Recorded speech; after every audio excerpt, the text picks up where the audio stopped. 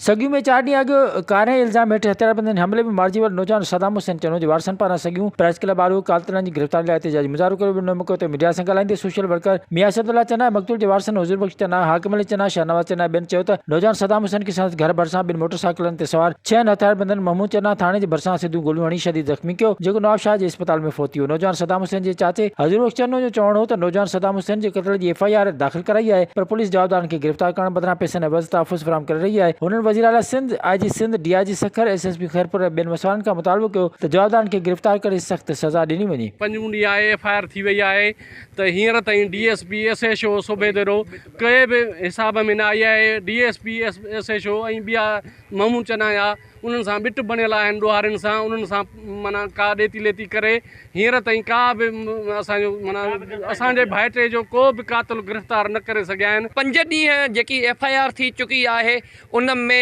हिनमहिल जवाबदारनि सां पुलिस ॿिट बणियल आहे, छो जो ही उहे ग़रीब उहे मज़लूम उहे मिसकीन आहिनि जेको वेलो वेहंदा आहिनि ऐं वेलो खाईंदा आहिनि। छा हिननि जे लाइ को बि आवाज़ नाहे बणियल? मां सॻियूं जे मीडिया वारनि जो बेहद शुक्रगुज़ार आहियां जिन 5 ॾींहं मुसलसल हिननि ग़रीबनि ऐं मारूअड़नि जो आवाज़ उथारियो आहे। विज़िट कयो अवामी आवाज़ मीडिया ग्रुप जी वेबसाइट awamiawaz.pk